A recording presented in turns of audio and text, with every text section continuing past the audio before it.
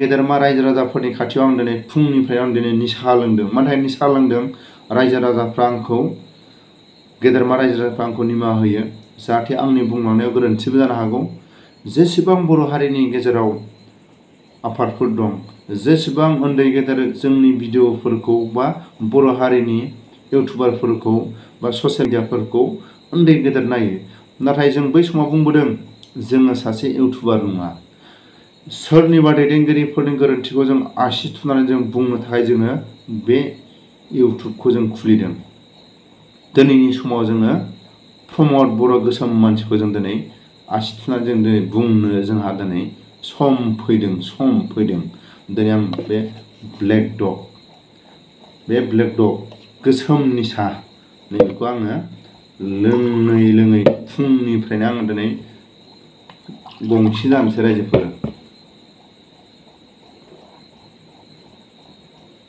गंसे जानोसै आं गंसे। जोंनि बर' हारिनि गोसोम मानसिया सोर रोखा जाबाय। आबसुनि दिनै दैदेनगिरिफ्रा रोखा बेसेबांबा गिदिर प्रमद बर'खौ रायबानो आबसु मानसिया ओंखाम जाया। आरो दिनै इउपिपिएलनि दैदेनगिरिफ्रा प्रमद बर'खौ रायबानो ओंखाम जाया। बै समाव रन्जन सारा बुंदोंमोन एनडिएफबिनि आफादनि गेजेराव सरकारनि मानसिया हाबसनगोन। जेब्ला मोनसे आफादखौ मोजां खामानि मावलांनाय नुयोबा सरकारनि माखासे सिआइडिफ्रा सरकारनि मेगन गोसाफ्रा हाबसननानै माखासे आफादखौ थुख्रा खालायो। बे सरकारनि गोसोम मानसिया सोर? रन्जन सारा बुंदोंमोन सरकारनि मानसिया गुबुन आफादफ्राव खौसे माखासे आफाद खामानि मावलांनायाव बा हारिखौ जौगाहोबाय थानाय समाव सरकारनि मानसिया हाबसननानै थेर बेथेर खालायो आफादनि थांखि बिथांखिखौ। बेबायदि बुंनाय खोथाया दिनै रोखा जादों। आरो बे गोसोम मानसिया सोर? प्रमद बर'। रन्जन सारनि बुंनाय खोथाया दिनै सैथो। आरो जों खोनाबाय थादोंमोन बिटिआर एकर्डनि उनाव आबसुनि दैदेनगिरियानो जा इउपिपिएलनि दैदेनगिरियानो जा जायफोर बिटिआर एकर्डनि सागानगिरिफ्रा बुंदोंमोन दिल्ली सरकाराव थायोबानो केसआ एनडिएफबिनि केस बर' हारिनि केसआ माखासे सरकारजों केस गेलेनो गोब्राब जायो। जोंनि बर' हारिनि थाखाय हेमन्त बिश्व शर्मा सारा गुवाहाटि सरकाराव लाबोबाय, दिल्ली सरकारनिफ्राय गुवाहाटि सरकाराव लाबोबाय। जोंनि बर' हारिनि थाखाय केसआलायनो नर्मेल जासिगोन। दिनै मा जाखो? गावसिनि आसामिसफ्रानो दिनै सिन्था खालायदों। बै समाव मोजां प्रफुल्ल महन्तनि समाव गावसिनि लेखा गोरों गावसिनि साननो हनो गोरोंफ्रा थैनो गोनां जादों। जायखौ होनदों बामोन। प्रफुल्ल महन्तआ बै समाव बामोनमोन। आरो प्रफुल्ल महन्तनि बेरेखा बुंबानो गावसिनि लेखा गोरों गावसिनि साननो गोरोंखौ गावथारदों, बुथारनानै अबेबा जायगाफ्राव दोनखुमादों। बेबायदि गावसिनि हारिया हाजार बार सिन्था खालायदोंमोन बामोन जाथिनि आसामखौ सालायनाय दैदेनगिरिखौ। आरो दिनैनि समावबो हेमन्त बिश्व शर्मा सारा दिनै बामोन जाथि। दिनै गावसिनि जाथियानो हाजार सिन्था खालायदों। सानसे समाव हेमन्त बिश्व शर्मा सालायनाय सरकारा बर' हारिजों आसामिसफ्रा दावहा बेसेबांबा गिदिर जानांगोन। मानो थाखाय बै समावबो गावनि हारिखौ प्रफुल्ल महन्तआ बेसेबांबा दिनै बुथारबोनानै माखासे हारिजों हारि दाङाबाजिखौ खालायबोदों। आरो दिनैनि समावबो गावसिनि हारियानो माखासे सिन्था धारना खालायदों। बर' हारिनि थाखाय आसामिस हारिया थांनानै दं आरो आसामा बर' हारिनि थाखाय थांनानै दं। आरो जेब्ला बर' हारिया जोबस्रांगोन अब्ला आसामा जोबस्रांगोन होननानै गावसिनि हारियानो गावसिनि हारिनि खुगानिफ्राय खोनानो मोनो। बेबायदि समाव हेमन्त बिश्व शर्मा सारखौ हाजार बार सिन्था खालायदों। गावसिनि हारियानो सिन्था खालायदों। जेरैबायदि बर' हारिखौ माखासे खोथाखौ दिनै थगायनानै बर' हारिखौ दिनै आसामिसफोरजों सानसे समाव दावहा नांहोगोन।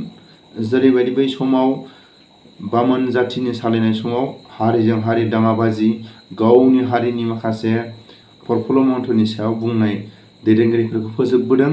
आरो नैबे समावबो हेमन्त बिश्व शर्मा सारनि सायाव बुंनाय माखासे दैदेनगिरिफोरखौ दिनै पुलिसनि नोजोराव दोनदों। बे रोखा। बेनि थाखायनो आं खावलायो जोंनि गोसोम मानसिया जोंनि हारिनि गोसोम मानसिया सोर? प्रमद बर'। जेब्ला प्रमद बर'आ उपाधि सोलायगोन अब्ला बर' हारिनि गेजेराव खौसे फैगोन। आरो आं नैबेखौ बुङो, मोननै डिस्ट्रिक्टखौ रोखा जाबाय। बुंबाय थादोंमोन आबसुनि दैदेनगिरिफ्रा, बुंबाय थादोंमोन इउपिपिएलनि दैदेनगिरिफ्रा, बुंबाय थादोंमोन सागानगिरिफ्रा, गासिबो प्रमद बर'जों सागानगिरिफ्रा बायजाजोबनाय। जेरैबायदि रन्जन सारा बुंदोंमोन सरकारनि मानसिया एनडिएफबिनि गेजेराव हाबसननानै एनडिएफबिखौ थुख्रा थुख्रा खालायगोन। बे थुख्रा थुख्रा खालायग्राया सोर? प्रमद बर'। दिनै रोखा जाबाय। मानो? आरो आं बेखौनो बुंगोन, फेरेंगाया बै समाव म्यानमाराव थानाय समाव लंपेन्ट गानोमोन, जुथा मुजा गानोमोन, खमा बिलाइ थाम्फै अरगोन, लेवार अरगोन होननानै दिनै गामसा पार्टियाव दिनै हाबफैलायबाय। सेकेन्डआ जाहैबाय गोसोम मानसिया फेरेंगा। फेरेंगा बै समाव गिलु बालु थाम्फैखौ अरजानो गिनानै, दाम दुमखौ अरजानो गिनानै, लेवार अरजानो गिनानै, खमा बिलाइया नांगोन होननानै लंपेन्ट गानोमोन। दिनै जोंनि जायगायाव फैनानै, गावनि जोनोम जायगायाव फैनानै दिनै गामसा गाननानै देखायदों। गामसा पार्टियाव हाबनानै दिनै गोसोम मानसिनि दिनै फंबाय। एक नाम्बार गोसोमा जाहैबाय प्रमद, सेकेन्ड गोसोमा जाहैबाय फेरेंगा, थार्डआव जाहैबाय गबिन्द। बै समनि थुख्रा थुख्रा खालायनाय एनडिएफबिनि थुख्रा थुख्रा खालायनाय जाहैबाय प्रमद बर'। बेनि थाखाय आं खावलायो मोननै डिस्ट्रिक्टनि रायजो राजाफोरखौ। दिनै बुंदोंमोन दिल्ली सरकारनि माखासे दिनै दिल्ली सरकारनि सायाव थायोबा बर' हारिनि केस, एनडिएफबिनि केसआ गोब्राब जायो नांनो थाखाय। हेमन्त बिश्व शर्मा सारा बर' हारिनि थाखाय अननानै गुवाहाटि सरकाराव लाबोबाय। एनडिएफबिफ्रा उदां जासिगोन, बर' हारिनि केसफ्रा दिनै नर्मेल जासिगोन। गोसोआव ला, हाजार हाजार सिन्था खालायदों गावसिनि आसामिसफ्रा, बामोन होनदों सोरखौ। दिनै रोखा जाबाय। गाबनांगोन बर' हारिया। 26नि सिगां जेरैबायदि हेमन्तआ, सोरबा दैदेनगिरिफ्रा जुदि बिजेपिनि खोथा बुङोबा, हेमन्तनि खोथा बुङोबा, प्रमदनि खोथा बुङोबा, फेरेंगानि खोथा बुङोबा, हयथ' आसाम पुलिसनि आखायाव जेल जानो गोनां जानो हागौ, हयथ' जिउ गोमानो गोनां जानो हागौ। जेरैबायदि साननैसोनि उनाव एसपि, डिएसपि, असि, डिजिपि माखासे बिजेपि सरकारजों जुथुमलायनाय, बेयाव मा हाबाफारि लागोन बिसोरो?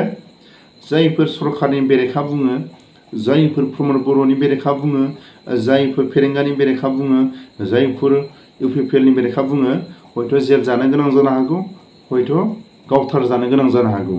नैबे रोखा। बिनि थाखायनो आं खावलायो, आंखौ जेलाव हरोबा बै समनि लोगोफोरखौ आं लोगो मोनहैगोन। आरो आं बेखौनो खावलायो, बर' हारिनि गेदेरमा रायजो राजाफ्रा आंखौ, आंनि गोरोन्थि जादोंबा आं लोंनायनि सायाव आरो आं टेक्स लाबावगोन। फुंनिफ्रायनो आं दिनै निसा आरो निसा, मानि थाखाय निसा? गोसोम मानसिनि सायाव। नाथाय आं ब्लेक डग। जोंनि बर' हारिनि गेजेराव दिनै रोखा जाबाय, गोसोम मानसिया प्रमद बर'आ गोसोम मानसि बे हारिनि थाखाय। जेब्ला उपाधि बदलायगोन अब्ला बर' हारिया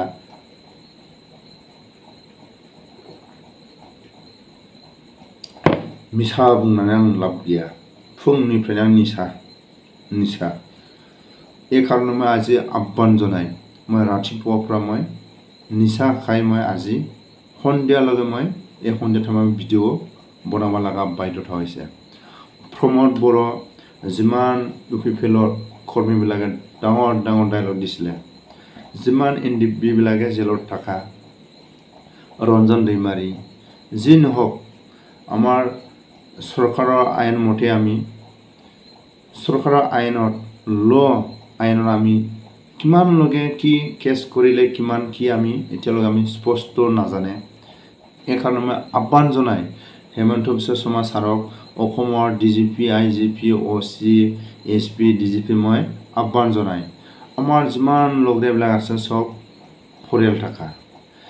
এই কাৰণে মই আহ্বান জনাই অসম পুলিচৰ যিমান জেলত থাকি পেলাই যিমান ল'ৰা ছোৱালী নিজৰ পৰিয়াল থকাবিলাকে যেনেকুৱা পৰিয়ালৰ ঘৰ যদি এছপি, ডিএছপি, অচি যদি যোনে জেলত থকাবিলাকৰ ঘৰ যদি গৈ পেলাই দেখে কাৰোবা মা দেউতা খালী পৰহি মৰিব, কোনোবা পৰিয়াল থকা ল'ৰা ছোৱালী স্কুলৰ ভাল ড্ৰেছ পিন্ধি পেলাই যাব নোৱাৰে, এই কাৰণে মই আহ্বান জনাই যিমান IGP DGP SP OC যিমান জেলত থাকাবিলাকে যিমান NDP কৰ্মীবিলাক আছে এইবিলাক ঘৰ গৈ পেলাই অলপ চোৱাটো ভাল যেনেকুৱা আমাৰ পলিটিকেলৰ লিডাৰবিলাকে ডাঙৰ ডাঙৰ ডায়লগ দিছে এইবিলাক হ'ল ভাল ডায়লগ দিয়াটো সঁচা মিছা এই কাৰণে মই হিমন্ত বিশ্ব শৰ্মা ছাৰক মই আহ্বান জনাই এই নিচা খাই মই আহ্বান জনাই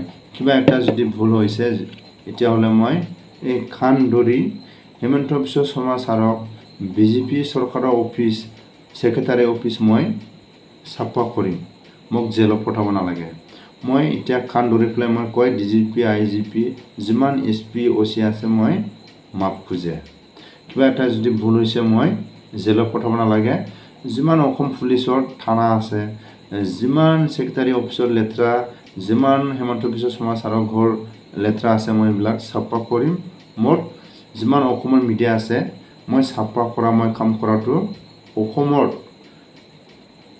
এই ভুলৰ কাৰণে এই কাম কৰিব লগা হৈছে মোক দেখাই দিলে হ'ল সবে মোৰ নিচিনা ভুল কৰিলে সবে দেখা পাব জেলত গ'লে কোনো দেখা নাপাব এই কাৰণে মই আহ্বান জনাই যিমান DGP IGP যিমান জেলত থকা ৰঞ্জন ছাৰক হওক যিমান জেলত থকা বিলাকৰ বেলত দি পেলাই জামিনত দি পেলাই এই কেছটো খেলি থাকক যেনেকুৱা ল'ৰা ছোৱালীয়ে সদায় মোৰ দেউতা মোৰ দাদা মোৰ ল'ৰা আজি মুকলি হ'ব জেলৰ পৰা ৰাস্তা পালে সদায় চাই থাকে এই কাৰণে মই আহ্বান জনাই হিমন্ত বিশ্ব শৰ্মা ছাৰে যিমান DGP IGP SP OC DSP যিমান NDP বিলাকৰ জেলত আছে এইবিলাকৰ ঘৰ গৈ পেলাই চালে গম পাব আজি হাজিৰা কৰিছে আজি চাউল কিনিছে খাইছে ড্ৰেছ পাতি ভাল নাই ল'ৰা ছোৱালীৰ এই কাৰণে মই আহ্বান জনাই যি ভুল হ'ল যিমান ভুল হৈছে এইটো